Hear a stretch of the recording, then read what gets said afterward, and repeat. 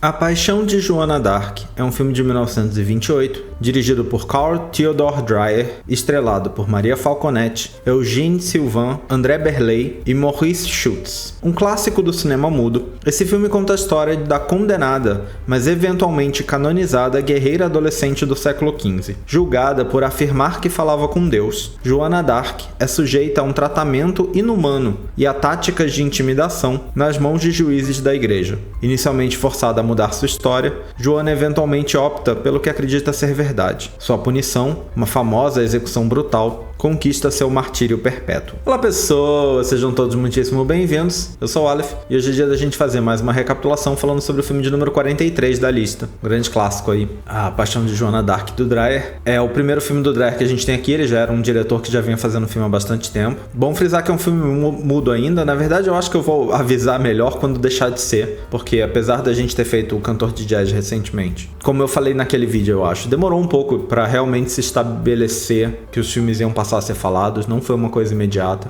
Se eu não me engano, a gente tem mais um filme do Dreyer na lista depois desse aqui, mas eu já vi um ou dois filmes por fora, e eu acho ele um diretor muito interessante. Eu acho que ele fazia umas coisas bem criativas. Eu inclusive tenho vários filmes dele na minha lista que eu tenho muita curiosidade de ver, porque pela sinopse parecem muito interessantes. O outro filme que tem dele na lista, quando eu assisti pela primeira vez eu não gostei, na verdade, eu tô curioso pra ver de novo, quando for fazer a recapitulação dele aqui, pra ver o que eu acho, porque da primeira vez eu não gostei. Mas no geral é um diretor que eu gosto muito, e esse aqui é um filme muito interessante. A sinopse, assim, já diz basicamente, né, do que o filme fala, não tem muito mistério. O filme realmente não conta a vida da Joana d'Arc, ele é sobre o julgamento. Ele começa já no julgamento e ele vai dali até ela ser executada. Então, em relação à sinopse, é isso, né, um filme sobre um monte de padre em cima dela, falando o que ela tem que pensar, o que ela tem que dizer, o que ela tem que fazer, no que ela tem que acreditar, e ela dando a versão dela e sendo intimidada, como a sinopse fala, o tempo inteiro por causa disso, porque eles consideram que ela diz um absurdo, porque ela não pode ter razão no que ela tá falando, e porque ela só pode estar se comunicando com o diabo em vez de com Deus. É um filme muito famoso pela fotografia.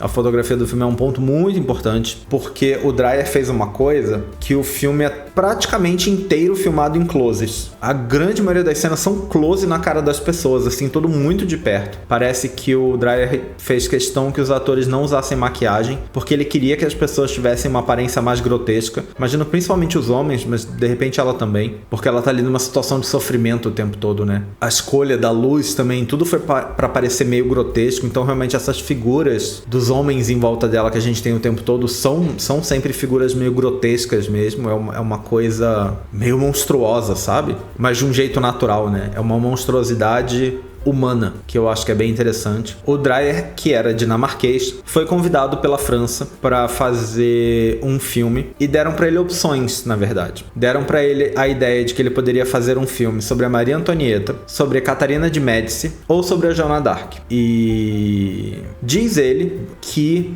no final das contas foi decidido na sorte qual que ele ia fazer. Acabou ficando com a Joana d'Arc porque ela estava muito em alta na época, estava sendo muito falada, porque ela foi canonizada justamente em 1920. Então esse filme é de 1928, né? É pouco tempo desde que ela foi finalmente canonizada pela Igreja Católica. Então ela era uma figura que estava muito em alta na época. Aparentemente o Dreyer passou 1 ano e meio fazendo pesquisas sobre ela para fazer o roteiro do filme. O roteiro foi essencialmente baseado nas transcrições originais que existem dos interrogatórios e do julgamento dela de quando ela foi executada. E é interessante que o filme inclusive começa mostrando esses papéis. Antes de começar de verdade a história do filme, começa mostrando o que eu acredito que são os papéis de verdade, um livro cheio de papel assim dentro, que são 29 vezes que ela foi interrogada e estão todas transcritas ali num decorrer de 18 meses. E aí o que ele fez foi meio que condensar isso num filme, como se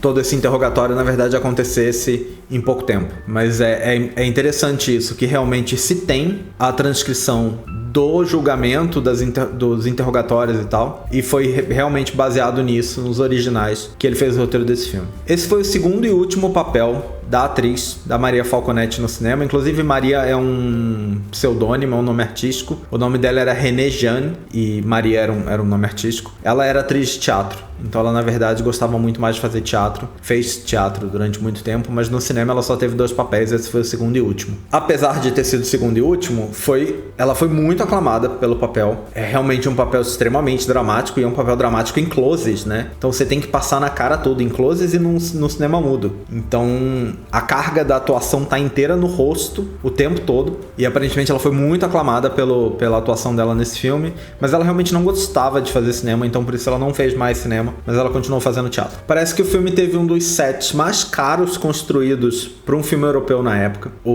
Deram um valor alto pro Dreyer de orçamento pro filme. A internet me diz que ele recebeu um orçamento de 7 milhões de francos. Agora, essa conversão eu não faço ideia quanto que dava 7 milhões de francos na época em, sei lá, dólar para comparar com o orçamento que a gente vê de outros filmes, ou quanto que isso daria hoje em dia pra gente ter uma ideia. Mas aparentemente, ele construiu um grande set octagonal de concreto, o que, né, ter construído em concreto e não as paredes falsas pintada para parecer concreto, eu acho que já é boa parte de por que foi tão caro, mas para fazer o castelo. E uma coisa curiosa e que inclusive irritou muito os produtores do filme é que apesar desse set ter sido construído de um jeito tão caro, você vê ele muito pouco no filme. Porque, de novo, o filme é quase todo em close. A maior parte do filme você tá vendo o rosto de uma pessoa com um fundo assim, branco. A grande verdade é que a maior parte do que você vê são fundos brancos do que você vê do cenário.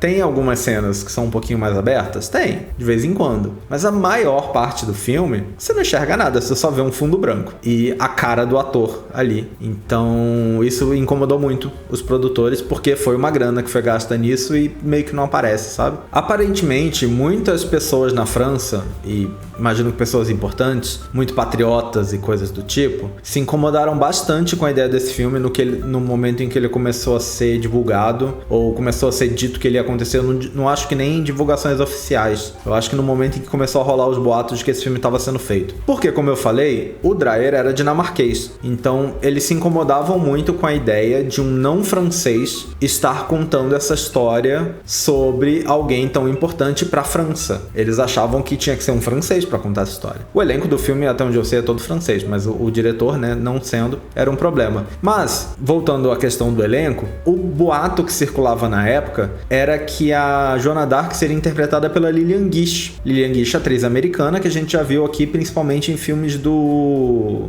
D.W. Griffith. Acho que a gente só viu aqui em filmes do D.W. Griffith, mas ela fez diversos filmes, ela foi muito famosa ali no começo do cinema mudo, principalmente, naquele período dos anos 10... começo de 20, e parece que o boato que circulava era que ela ia fazer a Joana d'Arc. Até onde eu entendi, isso nunca foi um fato, parece pra mim que nunca foi nem cogitado, mas alguém espalhou esse boato e as pessoas acreditavam nele e ficaram muito incomodadas, porque tinha que ser uma francesa fazendo o papel. No fim era mesmo, então acho que acabou dando tudo certo, e acho que as pessoas acabaram gostando do filme no fim das contas, mas antes dele ser lançado houve muito aí essa questão. Parece que a versão final do Dreyer do filme foi muito editada, principalmente por pressão do arcebispo de Paris, que se incomodou com várias coisas. Afinal de contas, não é um filme muito a favor da igreja, né? Porque é um filme sobre como padres torturaram psicologicamente esta mulher que, no momento em que esse filme estava feito, tinha sido canonizada como santa. Ou seja, o consenso atual era que ela estava certa. A própria igreja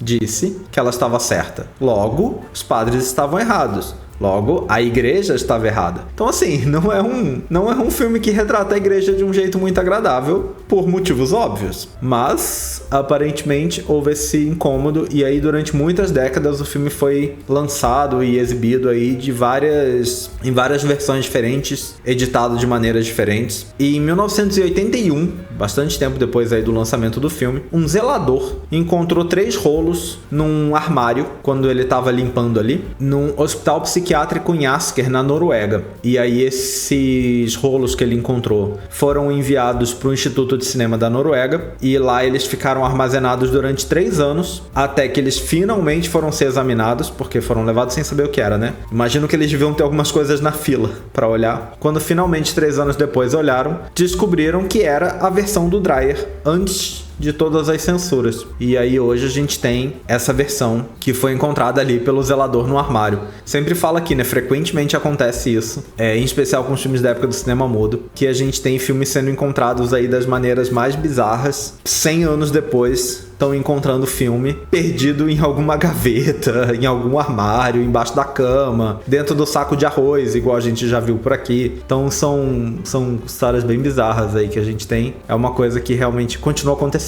Quando o filme foi lançado, na época, ele foi um imenso sucesso de crítica. A crítica imediatamente disse que o filme era uma grande obra de arte. Porém, financeiramente ele não se deu muito bem. O público não gostou muito do filme. Eu acho que é um filme feito para ser muito artístico e de repente ele não agrada muito o público em geral. Eu não sei como que tava a França nesse momento, porque a gente tá em 1928, então pelo menos nos Estados Unidos a gente já tava com a coisa do começo do cinema falado. Então a gente já tava ali com os filmes mudos não atraindo tanta atenção. Eu não sei na França como que isso tava nesse momento. Imagino que demorou mais um pouco. Mas ainda assim eu acho que é um filme que por si só é um filme difícil de assistir, no sentido de que ele é meio pesado, tanto pelo assunto como pelas cenas. Como assim? Ele é um filme arrastado, porque é um filme sobre aquele drama emocional muito grande, né? Então eu entendo que de repente não é um filme exatamente para atrair o grande público, sabe? Acho que faz sentido. A Société Générale, que é quem bancou o filme, cortou o contrato deles com o Dreyer depois do fracasso desse filme e do fracasso do Napoleão do Abel Gance, que eles também estavam apoiando, porque, né, é um filme que eu também falei aqui antes. Também falei dos problemas que enfrentou. Então é tipo,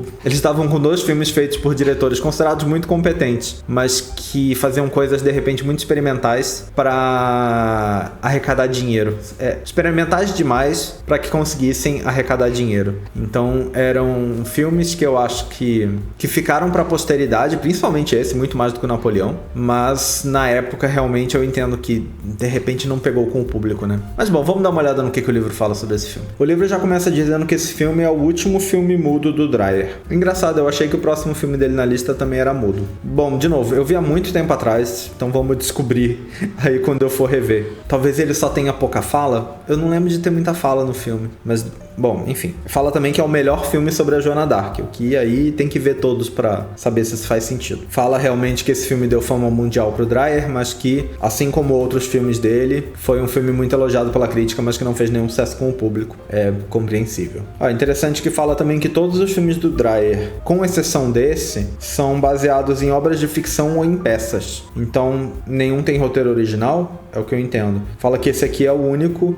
que foi baseado em algo real, porque, né, de novo, foi baseado nas transcrições ali, como eu comentei antes. O livro termina dizendo que ele é um filme difícil de se assistir, com a movimentação lenta de câmera e as escolhas e tudo mais, mas fala que ele é um filme que vai se manter na nossa memória muito tempo depois que outros filmes comerciais já tiverem se apagado. E eu não gosto de concordar com o livro, mas eu acho que eu tenho que concordar com isso. É um filme realmente, é um filme lento, é um filme arrastado, é um filme difícil, eu concordo. Hoje é um filme difícil de se ver assim, mas é um filme que pra mim foi maravilhoso, maravilhoso. Eu acho que ele é muito bom. Ele é muito diferente do que a gente estava vendo, que é algo que eu sempre elogio. Vou continuar elogiando aqui. Eu gosto quando a pessoa faz, quando alguém pega pra fazer uma coisa que não é o que todo mundo já estava fazendo, né? Eu acho que isso faz falta. Então eu gosto disso e eu acho que o Dreyer fez isso. Realmente eu não consigo. Até hoje que eu tô no filme, sei lá, 250 da lista, mais ou menos, eu não consigo dizer que eu vi outro filme parecido com esse. E aí no momento em que eu tô gravando esse, eu gravei recentemente um outro vídeo que eu, a essa altura, não sei qual que vai primeiro ao ar. Talvez esse aqui vá primeiro, não tenho certeza. Então se eu citar um filme que não apareceu ainda, ele vai aparecer em breve, que é O Diário de um Pároco de Aldeia,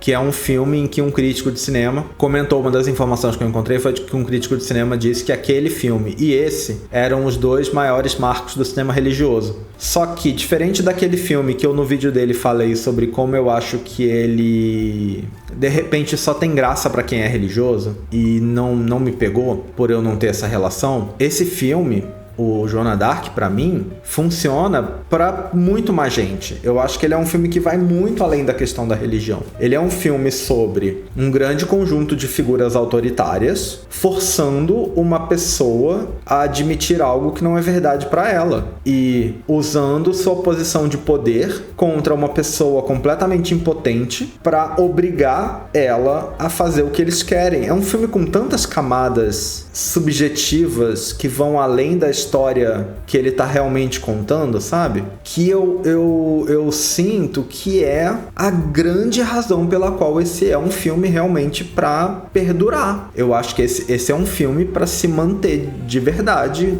na memória, na existência. É um filme que ele continua funcionando, sabe? Mesmo se a história da Joana Dark em si se tornar datada ou estiver datada, vai depender da opinião de cada um, eu acho que ele ainda funciona porque, mesmo abstraindo quem são exatamente os personagens históricos retratados, ele ainda conta uma história que funciona em outros contextos, sabe? Mesmo se você tirar todos os nomes dos personagens, e se não for a Joana Dark ali, ainda é, como eu falei antes, é um filme sobre um grande conjunto de figuras masculinas de poder e mais velhas em sua grande maioria, forçando uma mulher jovem, que na história era adolescente, eu não sei quantos anos a atriz tinha, eu não acho que ela tem cara de adolescente, mas jovem, e os homens bem velhos, mas forçando uma mulher jovem a admitir o que eles querem que ela admita, por mais que isso vá contra tudo no que ela acredita, e sobre como ela foi punida